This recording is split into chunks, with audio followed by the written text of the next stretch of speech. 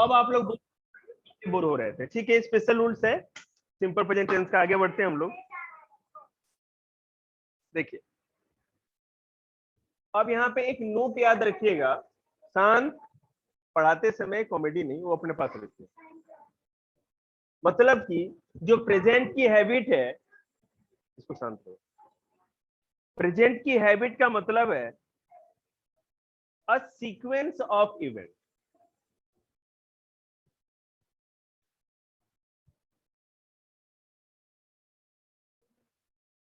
A sequence of event का मतलब ये हुआ, ठीक है, कि अगर दादाजी पार्क में टहलते हैं तो कल भी टहले थे, आज भी टहल रहे हैं, कल भी टहलने जाएंगे, जब तक उनके गुड्डे जवाब नहीं दे देंगे तब तक टहलने। ठीक है, मतलब रोज रोज काम होगा। अगर दादाजी ने आज न्यूज़पेपर पढ़ा है तो ऐसा थोड़ी है कल न्यूज़पेपर फेंक देंगे, कल भी न्यूज़पेपर पढ़ेंगे, हर दिन पढ़ेंगे ना। तो सीक्वेंस, अरे यार तुम लोग शांत रहो। दांत नहीं हो तो निकाल के मत हंसा करो, अच्छा नहीं लगता। प्रेजेंट के कोई भी जो थॉट्स होते हैं, प्रेजेंट के जो भी थॉट्स होते हैं, फीलिंग्स या इमोशंस, लेकिन प्रेजेंट की स्टेट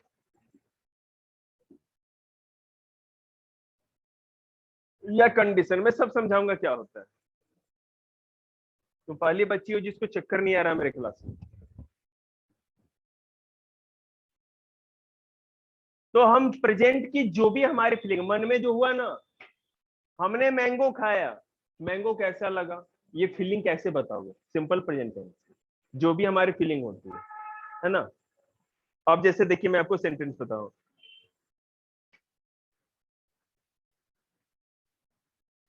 he looks angry, वो गुस्से में दिख रहा है ना, सड़ू, गुस्से वाला। जैसे तूने ना किया ना उसी तरह।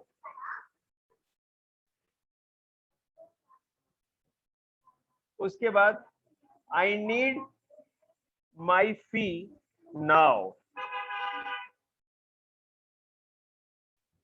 हमारी दशा, दीन दशा, गरीबी बदहाली पे नहीं कहते हैं, I need my fee now, मुझे मेरी फी तुरंत चाहिए भाई, बहुत दिक्कत है, अगला भी किराया देना है किसिका की दादी को।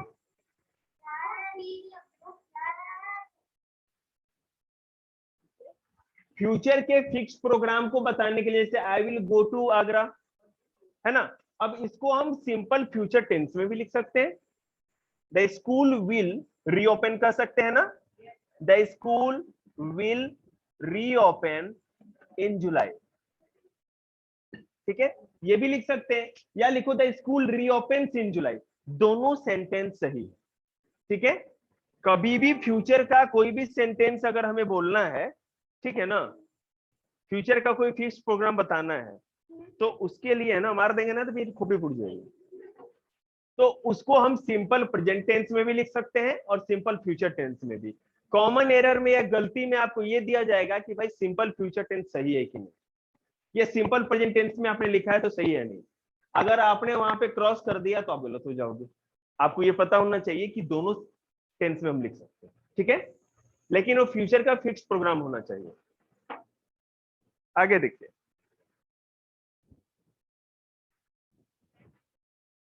बिल्कुल, इफ यू कम, मानसू दीदी ने बोला इफ यू कम, पहले ओके, तो कॉमा भी लगाएंगे।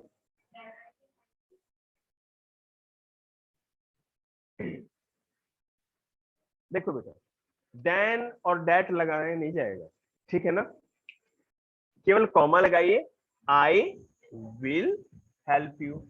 ध्यान देना छोटे बच्चे भी, जीवन में दोबारा मौका नहीं मिलेगा, बहुत सोच के 2 घंटे का टाइम सैटरडे और फ्राइडे का निकाला आप लोगों के लिए, जितना ज्ञान ले सकते हो ले लो, ठीक है ना, ये मौका दोबारा नहीं मिलेगा आपको, क्योंकि समय का कोई भरोसा नहीं।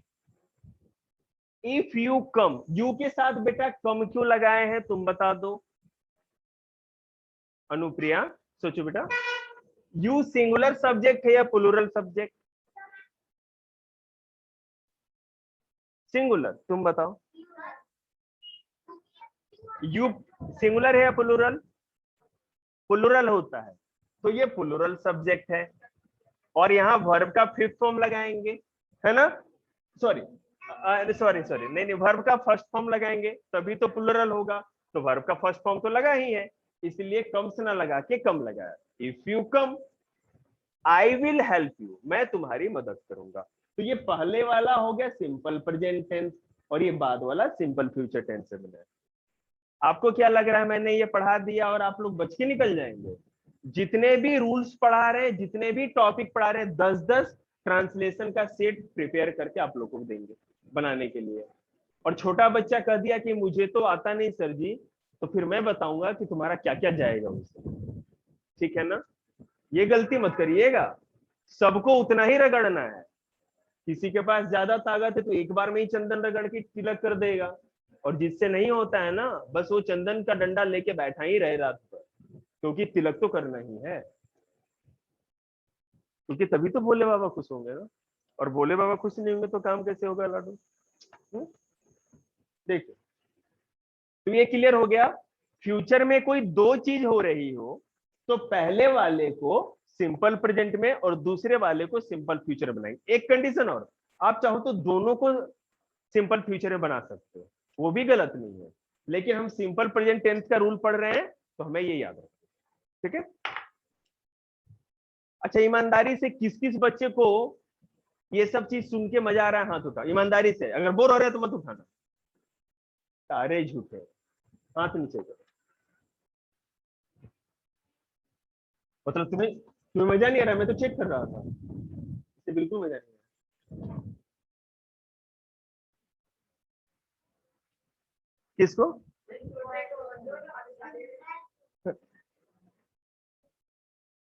ठाकुर हो, हमें गब्बर सिंह बनने के लिए मजबूर मत करो। कोई भी, ये 7th रूल था शायद, रेडियो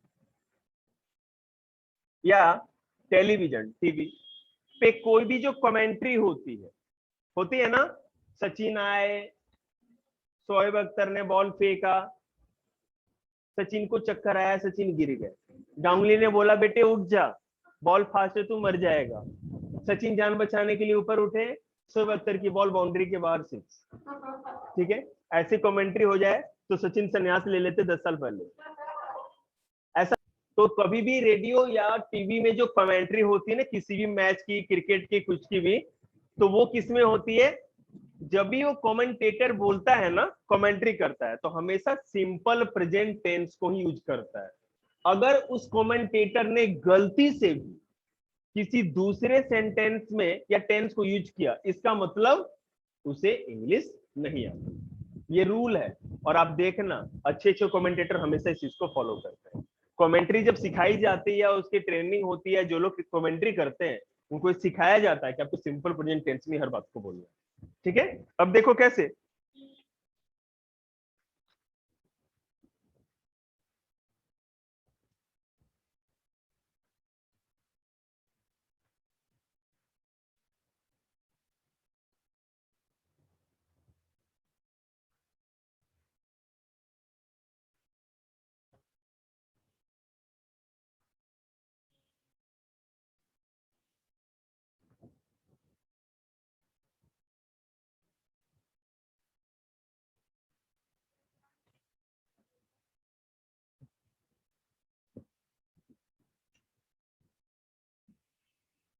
देखो,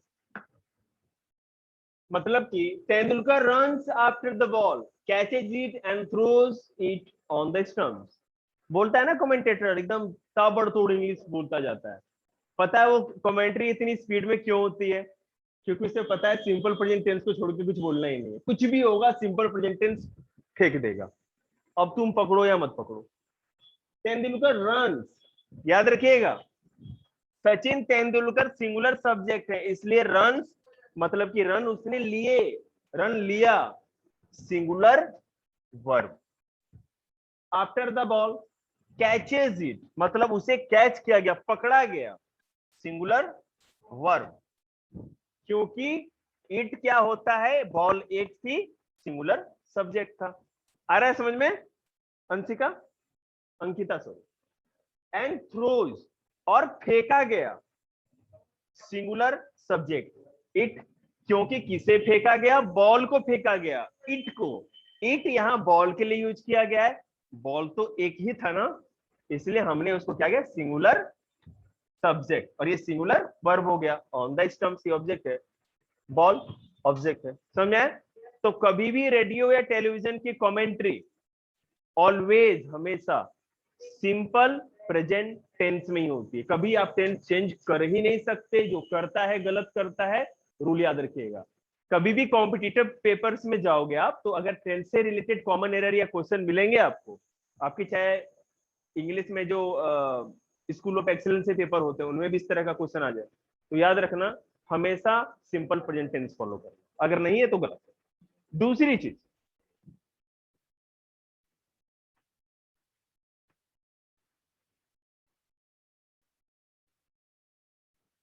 जो भी कोई न्यूज़पेपर होता है, ठीक है ना, कोई भी न्यूज़पेपर, आप आप लोग फोन पे जाना, कोई भी न्यूज़पेपर को ओपन कर, ठीक है, तो आप देखेंगे हेडलाइंस ऑफ द न्यूज़पेपर।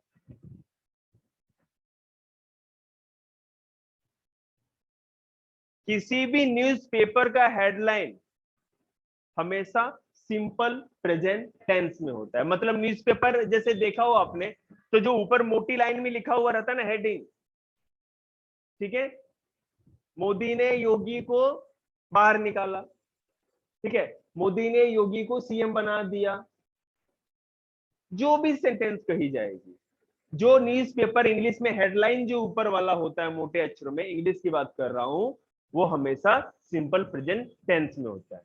जितना मैंने आज आप लोगों को बता दिया, सिंपल प्रेजेंट टेंस का आप लोगों ने 80% जान लिया। 20% जैसे आप इसके सेट लगाओगे, जब क्वेश्चन करोगे तब आपको समझ में आएगा। क्लियर हो गया सिंपल प्रेजेंट टेंस? किसी को कोई डाउट? ठीक है, ये सारी वीडियो भी आपको मिलेगी, सारा नोट्स भी आपको मिलेगा, मेरा हैंड रिटन नोट्स भी, प्रिंटेड नोट्स भी, और पीडीएफ भी, सब कुछ, ठीक है, सब कुछ इंग्लिश के ग्रुप पे। इंग्लिश का एक ग्रामर का ग्रुप है, ठीक है, उसमें जो जो बच्चे ऐड नहीं, मैं ऐड कर दूंगा, ताकि जो नोट्स भेजे तो एक ही ग्रुप से सब बच्चे उसका फायदा उठा लेंगे। और उसी ग्रुप पे यूट्यूब चैनल के वीडियो का भी लिंक में शेयर कर दूंगा, ठीक है, ओके।